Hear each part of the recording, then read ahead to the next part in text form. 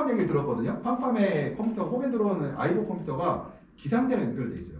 여기서 말하는 기상대는 이제 그 민간 기상대 연결돼 있어 갖고요. 이게 어떻게 되냐면은 얘가 기상대랑 돈을 내고 연결시켜 놓으면은 이런 기능을 해요. 논산의 상월 지역에 오전 11시까지 비가 왔는데 지금 흐리고요. 1시부터 해가 뜬대요. 그래서 해가 얼마큼 뜬다는 얘기 나와. 그럼 얘가 어떻게 하냐면은 해가 뜬다고 하니까 미리 어떻게 할까요? 해가 올 걸 준비하는 거예요. 커튼을 미리 쳐놔. 그럼 어떻게 해가 떠도 스트레스 안 받겠죠? 이렇게 한다고 이것들이요. 근데 그 해가 뜨는 게 정확한 거예요. 맞나 봐요. 근데 이제 재밌는 거는 우리 팜팜의 비정업 관리 이사가 한 얘기, 본부장이 한 얘기가 돈을 안 냈더니 바로 그 기능이 써지지 않는데요. 아 얼마씩 월 얼마 내야 된대요. 그 저기 구독료를 내야 되는데 그것을 안 냈더니 바로 그 기능이 끊어지더래요.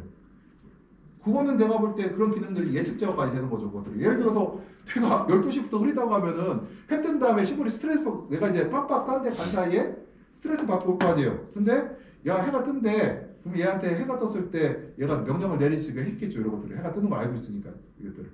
재밌는 것들 많아요. 그래서 요즘에는 그런 기능도 있더라고요. 그 다음에 종속 제어, 이제 종속 제어는 단일 제어가 아니라 이제 연속된 제어라는 거예요. 단일 제어가 아니라. 그러니까 주제어가 이게 보면 종속 제어라는 게 주제어가 있고 종속 제어가 있어요.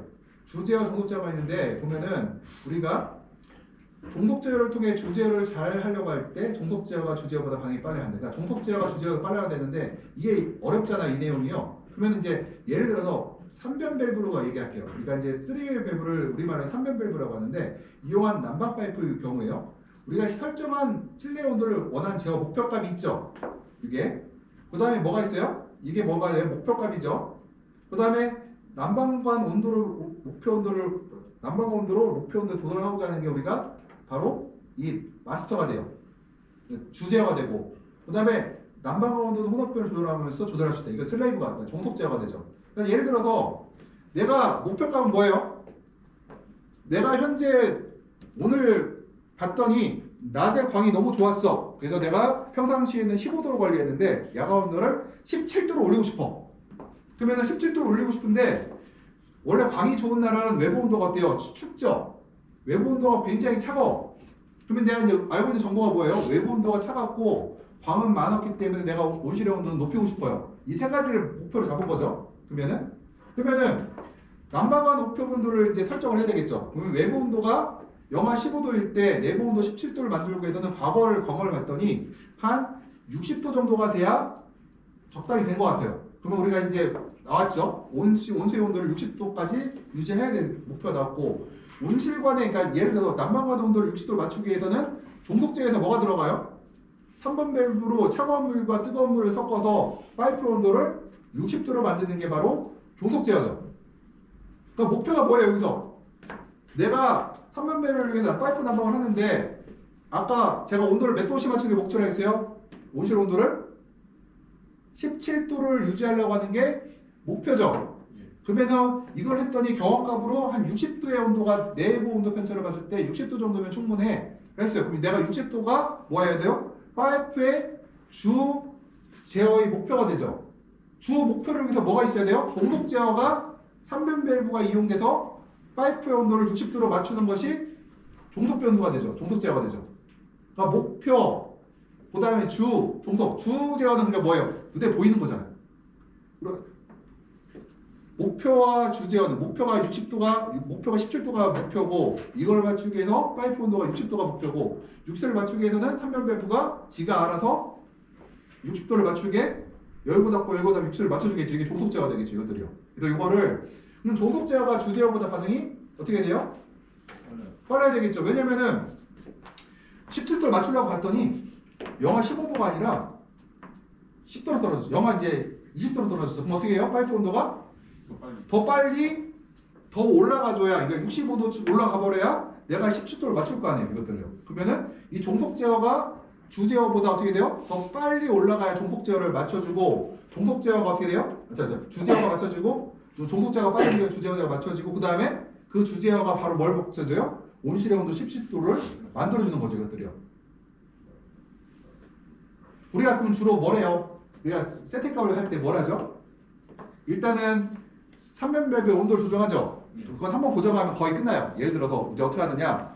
내부 편차가 10도일 때는 40도, 뭐 15도일 때는 40도, 그 다음에 내부 편차가 30도일 때는 60도, 70도를 넣고 이제 설정 돌려보죠. 그러고 나서 이제 3면별로 맞춰놓고 그 다음에 뭐예요? 그게 종속저울을 맞춰놓은 거죠. 그 다음 주제어는 뭐예요? 그거를 파이프 온도를 맞춰놓고 그 다음에 종속제어는 뭐예요? 한별배부가 열고 닫히는 건 지가 알아서 제어할 거란 말이거든요. 이거는 지가 알아서 하는 거고. 제어 논리에 대한 기계 머신러닝이라고 하는데요. 이게 이제 일단은 인공지능의 한 종류가 돼 있죠. 경험값을 갖고 이제 한다는 거 이것들이요. 이게 머신러닝이 참 먼 후의 일인 줄 알았더니 벌써 일부점 보면 들어와 있어요. 이것들이요. 지금 팜팜 농장에 가보면은 팜팜에는 이게 실제로 설치되어 있거든요. 팜팜에 아이보 컴퓨터 가게 되면은 제가 이제 김성호 씨가 얘기해본 결과로는 스스로 움직인대요. 어느 정도까지. 이게 완전히 움직이지는 않는데 예를 들어서 아까 내가 3년별 온도를 60도를 최상으로 해놨단 말이에요. 근데 내가 이제 가이드라인을 줘서 70도까지 올라가게도 상관없어를 했어요. 두 번째 가이드라인을 작성을 해서. 그랬는데 이 컴퓨터가 이렇게 한다는 거예요. 나는 여태까지 어떻게 했을까? 여태까지 어떻게 했을까요, 우리가? 과거에 우리가 했던 모델들은 내가 최고 온도를 65도로 세팅했음에도 불구하고 내부 편차가 실제로 30도가 나니까 내부 온도 17도를 내가 못 잡더란 말이에요. 그럼 내가 어떻게 해요? 스스로 70도로 올려놨겠죠, 다시요. 근데 그게 아니라 머신러닝은 65도에서 온도를 17도로 못 맞추면은 65도가 아니라 70도까지 지가 알아서 올린다는 거 이것들이요. 머신러닝. 그리고 학습을 하고 나면 이 한 번 학습을 하고 나면요. 이 세팅값이 어떻게 될까요? 고정돼 있죠. 아까 여기요. 종속제와 셀레브루프라 얘기했어요. 그거는 파이프 온도가 돼 있잖아요. 요 파이프 온도가 돼 있잖아요. 이 파이프 온도를 재울 때 요 파이프 온도를 갖다가 지금 현재는 어떻게 했어요? 나의 경험값을 했죠. 경험값을 했어요. 여태까지 경험값이었어요. 근데 내가 이제 내부 편차 30도일 때는 30도일 때는 60도의 물을 들어가라고 했는데 근데 불구하고 내가 원하는 17도에 못 맞춰줘요. 그럼 얘가 알아서 물의 온도를 얘가 알아서 맞춰주는 게 아니라 60도로 계속 들어가고 있고 내가 다음번에 아침에 와서 딱 봤더니 야 17도가 안 됐어. 16.5도까지 올라갔네? 그럼 내가 야 그러면은 3웨이브 쪽으로 가서 종속제어로 들어가서 뭐래요? 3웨이브의 온도를 65도까지 올려놓는단 말이에요. 그러면 다음부터 65도까지 올라가겠죠? 근데 그게 아니라 이 머신러닝에서는 어떻게 하냐면 지금 아이보 컴퓨터에 들어있는 머신러닝이 어떻게 하냐면은 내가 60도로 맞췄음에도 불구하고 16.5도가 돼버리면은 얘가 지가 알아서 70도까지 올려놔요. 그리고 나서 어떻게 하냐면은 70도까지 올려놨는데 17도가 맞춰져. 그럼 어떻게 하냐면 얘가 내부 편차가 30도일 때는 65도를 유지하라는 게 얘가 머신러닝 학습이 돼요. 그 다음부터는 얘가 어떻게 하냐면은 내부 편차가 30도가 되면은 알아서 물의 온도를 65도를 맞춰놔요. 사람이 건들지 않아도. 요 전에는 어떻게 했다고요? 머신러닝 전에는 프리바든 호겐드론이든 홀티메스는 어떻게 했다고요? 우리가 내가 아침에 와서 환기를 하고 내가 내부 편차일 때 30도일 때 60도가 온도가 17도를 못 맞췄으면은 내가 머릿속에다 이제 기억하고 있다가 65도로 세팅값을 어떻게 해요? 변경시켰죠. 근데 이거는 머신러닝은 어떻게 한다? 자기가 알아서 판단을 해주고 그 다음부터 어떻게 해요? 자기가 알아서 이제 조절을 스스로 한다는 거예요. 65도가 세팅값이라고 그 다음부터는요. 그래서 이거 보면은 예를 들어 양액이 23.0을 했어요. 그랬더니 이 사용자 원액을 혼합할 때마다 10조씩 배합을 열었어요. 그랬더니 사용자 설비 특성상 원액이 나오는 너무 적어서 이시를 맞추는데 시간이 너무 소요돼서 실제로 배출되는 혼합기에서는 혼합 탱크에서는 배양액 3.0이 맞춰지지 않았어요. 이때는 이제 수동별로 맞추는 것이 이제 수동으로 맞추거든요. 이거를 배출관을 우리가 좀 더 열어갖고 이걸 맞춰주는데 기계 합수를 하게 되면요, 이게 어떻게 하냐면은 몇 초씩 더 열어갖고 적정값이 들어갈 때까지 얘가 스스로 학습을 해요. 그 다음부터는 10초가 아니라 15초, 20초를 지가 만들어서 스스로 움직인다는 거 이것들이요. 이 기능들이 이미 나오기 시작했어요. 지금 요 기능들이 머신러닝 기능들이. 그래서 보면은 요 이제 아까 그거네요. 보면은 난방제의 경우 이제 현재 7시에 19도 설정했단 말이에요. 현재는 17도예요. 그러면은 피밴드를 10으로 설정하게 되면은 어떻게 돼요? 피밴드 10이라는 얘기는 우리가 80에서 20 빼고 10을 나눠버리면 우리가 1도에 6도씨의 온도를 표시가 난다고 해요. 그러면 1도씨마다 난방번호 6도씨 증가해요. 근데 이런 상종 용량을 했을 때 너무 늦게 반응하여 내가 시각을 볼게요. 보게 되면은 내가 설정값을 이제 파란색으로 놓게 되면은요 너무 어떻게 돼요? 이것이 오래 걸리잖아요. 도달한 시간이. 그러다 보니까 얘가 어떻게 하냐면 기계학습에 PB를 갖다가 지가 알아서 PB를 어떻게 했을까요? 얘보다 작게 설정해버리죠. 작게 설정하니까 어떻게 돼요? 작거나 PI를 고정을 줘서 훨씬 더 내가 원하는 19도까지 빨리 도달하게 해줬다는 거예요. 이것들이요. 이것들이 지금 머신러닝을 통해서 아주 좋은 컴퓨터에는 이것들이 들어가 있다. 지금 현재는 들어가 있어요. 스스로 어느 정도 될 수 있게. 우리 제어에서의 변수 기능에도 보면은 독립 변수가 있고요. 종속 변수가 있는데 볼게요. 독립 변수는 뭐예요? 제일 좋은 게 저기 상대 시간, 청문 시간이죠. 우리가 온실에서는 상대 시간으로 하니까 청문 시간으로 하니까. 그러니까 해가 뜨고 지는 거는 우리가 독립적으로 움직이죠. 이거는 해가 뜨고 지는 거는 움직일 수가 없어요. 그러니까 종속 변수는 뭐예요? 환경의 인자, 다른 습도라든가 온도라든가 지수가 있고 구동계의 작동, 열고 닫을 수가 있고요. 커튼을 열거나 닫느냐가 이제 종속 변수고 커튼을 열면은 온도가 떨어질 테고요. 닫으면 온도가 올라갈 테고 열면은 광이 많이 들어올 테고 닫으면 광이 안 들어올 테고요. 식물 인자, 작물의 건강 상태와 크기에 따라서 달라지죠. 이거는 계속 움직이는 거예요. 독립은 변해요, 안 변해요? 변하지 않는 게 독립 변수. 종속 변수는 뭐예요? 변하죠. 상황에 따라. 그 다음에 목표값은 뭐예요? 내가 목표하는 값이죠. 상한 온도, 하한 온도, 그 다음에 변화의 속도, 시간당 2도씩 움직일 거니까 4도씩 움직일 거니까 이런 변화의 속도가 있고요.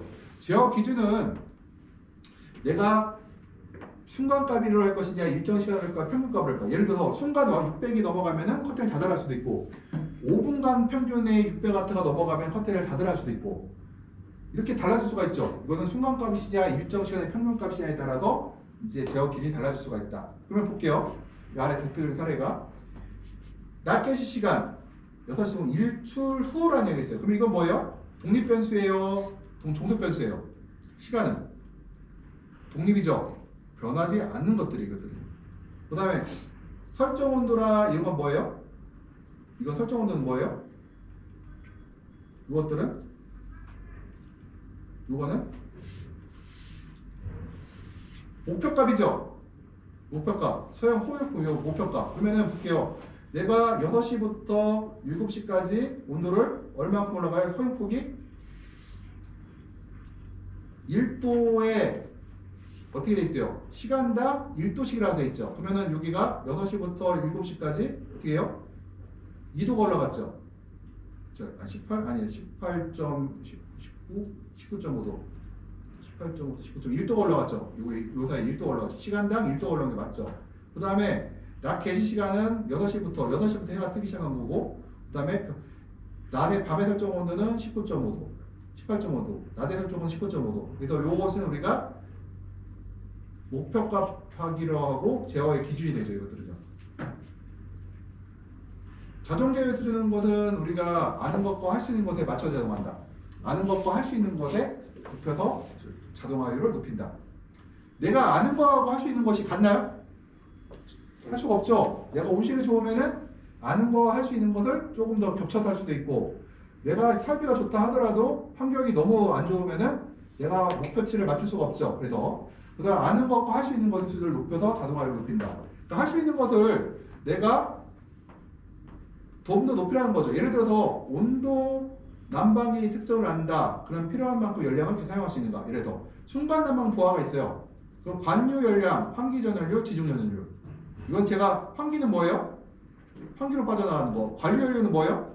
관유가 뭐라고 했어요? 관유가 뭐라고 했어요? 이렇게 유리가 있어요.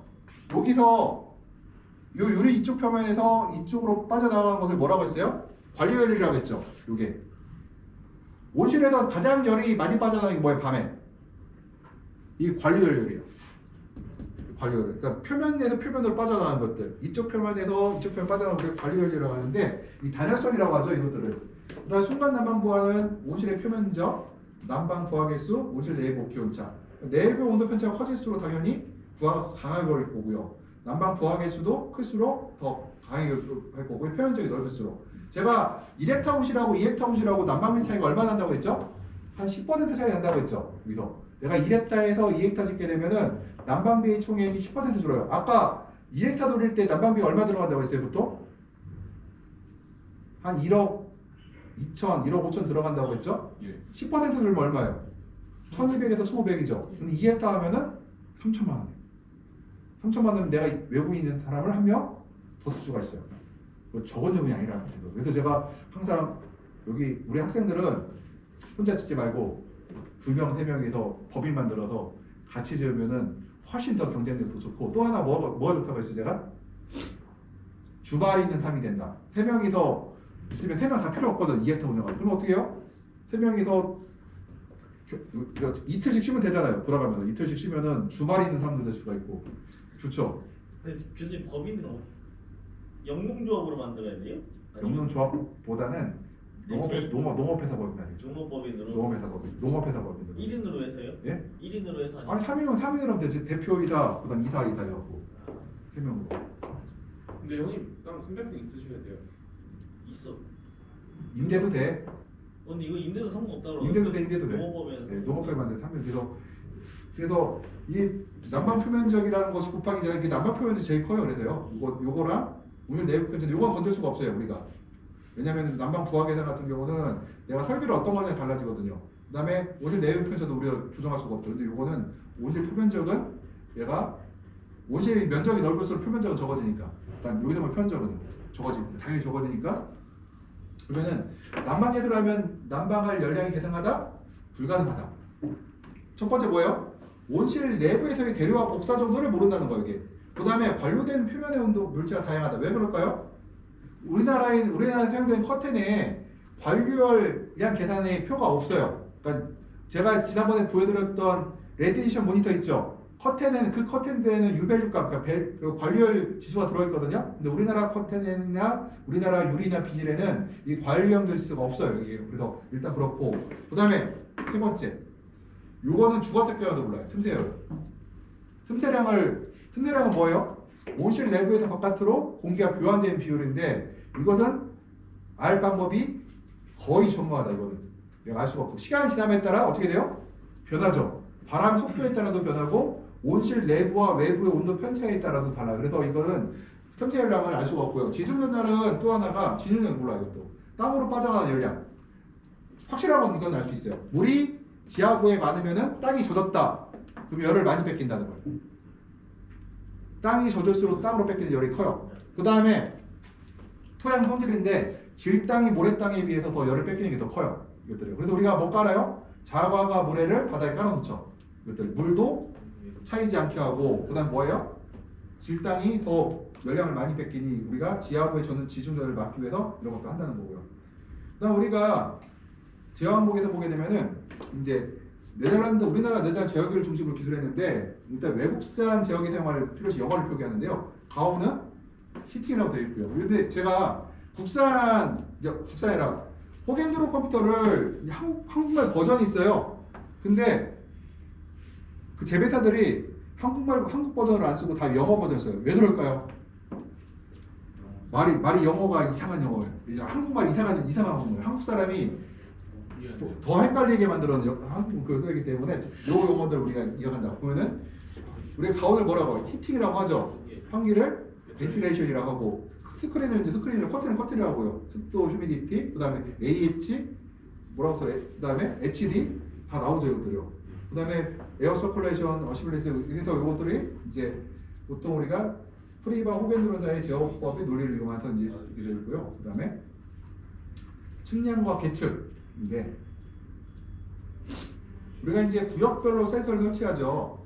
구역별 설치할 때 여기서 센서를 설치하는데 제가 하나 볼게요. 배관상을 설치할 때요. 배관상을 설치해요. 내가 센서를 하나 설치하고 싶어. 이게 100m예요. 그럼 여기다 설치할까요? 가운데다가 어디다 설치하는 게 좋을까요? 이걸 3등분해. 여기다 설치해요. 왜 그럴까요? 여기보다는 얘가 대표값이죠. 여기가. 그래서 가운데 설치하는 게 아니라는 거예요. 그래서 항상 내가 이제 3등분을 한 다음에 여기다 설치하는 여기다 설치한다는 거예요. 내가 두 개 설치하면 어떻게 해요? 여기다 하나, 여기다 하나 하면 되겠죠. 3개 설치하면은 여기다 하나, 뭐 여기다 설치할 수도 있고 가운데는 아니라는 거죠. 그리고 3개 설치하면 가운데 설치할 수도 있겠네. 이거 하나고 이렇게. 근데 되게 구역에 3개 설치하는 사람은 없어요. 보통 2개까지 설치하는 경우 일반적으로. 왜냐면 설치하면 돈이 들어가거든요. 그리고 외상 컴퓨터는 특징이 내가 센서 값만 내는 게 아니에요. 센서 값은 센서 값이고 이거 하나 열 때마다 150만에서 200만 돈을 또 줘야 돼요. 센서 하나 열 때마다. 그래서 굳이 내가 필요 없으면 많이 안 열어 이것들. 그죠? 센서의 위치에서 외부에 넣을게요. AWS는 일체형으로 설치할 곳은 어떻게 해야 될까요? 외부 AWS요. 바깥에다가 설치하는데 어떻게 할까요? 그 다음에 광도계 같은 경우는 그늘이 지지 않는 곳에 설치를 하죠. 이것들요. 그 다음에 광풍속계 부기한계는 구름에 가리지 않는 게, 온도계는 직사광선 영향을 받지 않게 해서 뭐를 해요? 배경편에 넣어놓죠. 그 다음에 가무계, 그 다음에 비가 혹은 이제 비 닿지 않는 곳 설치하고요. 해빙장치 설치하게 되어 있고요. 센서의 위치를 보게 되면은 내부를 볼게요. 내가 온실에서는 종류별로 하나만 설치할 경우는 아까 어떻게 하라고 했어요? 3분의 1치죠. 여기죠? 여기다가 2개를 설치하면 어떻게 해요? 여기랑 여기다 설치하죠. 그래서 3분의 1치점을 설치하라고 해놨고요.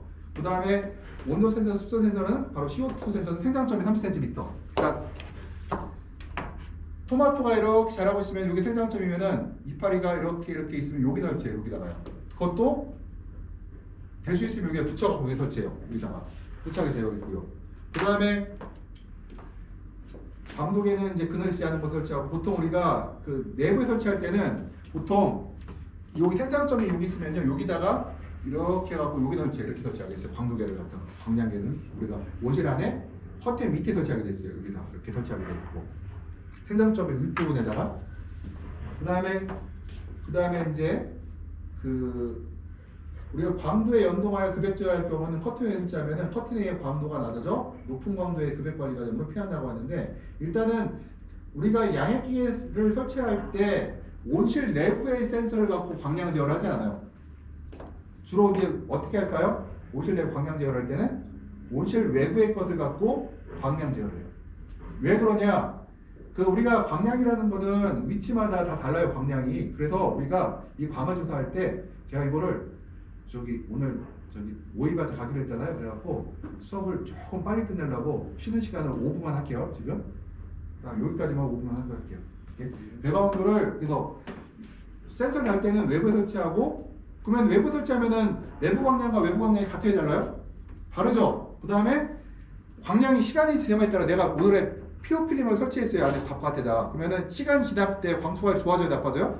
나빠지죠. 그렇더라도 우리가 어떻게 하느냐? 그냥 광량 제어를 하되 배지가 무거워지면 광량을 좀 늘려주고, 배지가 가벼워지면 우리가 광량을 줄여줘요. 그러면서 우리가 그걸 컨트롤하는 거지, 상대값으로 하는 거지 절대값으로 하는 거 아니에요. 그래서 광량 설치할 때는, 광량이랄 때는 우리 커튼까지 생각을 해야 된다는 거고, 커튼까지 생각하는 거죠. 배지 무게 들면 돼요.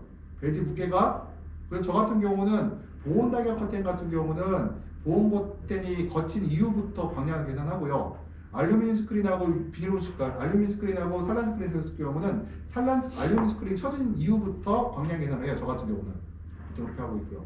설비 센서는 배관온도 센서가 있어야 되겠죠. 그래야 몇 도인지 알 수가 있죠. 공급관, 회수관의 온도가 서로 있어야 돼요. 예를 들게요. 배관온도가 있는데 배관온도를 하나만 있으면 될까요? 나가는 쪽 온도하고 들어온 쪽 온도를 알아야 돼요. 그래야 내가 뭘 할 수가 있어요? 내가 물이 적정하게 들어가는지 확인해야 돼요. 예를 들어서 공급량이 60도였는데 들어오는 게 40도야. 그 온실의 온도가 제어가 될까 안 될까요? 안 되죠. 그러면 내가 그럼 온도 편차가 좀 발생하더라도 어떻게 해요? 뜨거운 물을 더 집어넣어. 더 높게 집어넣어 할 수가 있겠죠. 그래서 들어온 거와 나간 것을 나가는 거와 들어온 것을 우리가 서로 온도를 측정할 수가 있어야 되는 거고, 창 위치, 커튼 위치, 당연히 우리가 알아야 되겠죠. 그 다음에 광 센서는 우리가 잠깐 쉬었다가 좀 할게요.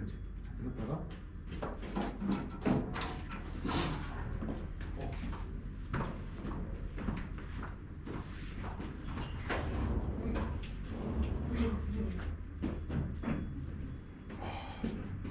물리스랑 소리랑 끝나는 건데. 올릴수록 힘만 하면 돼.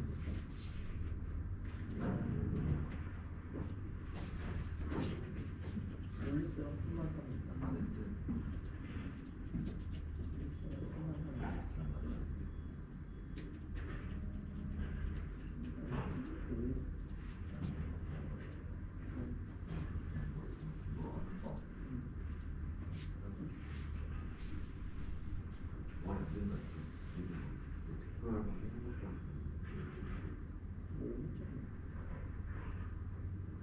이거 천억 믿어봐. 아니 근데 진짜 믿어.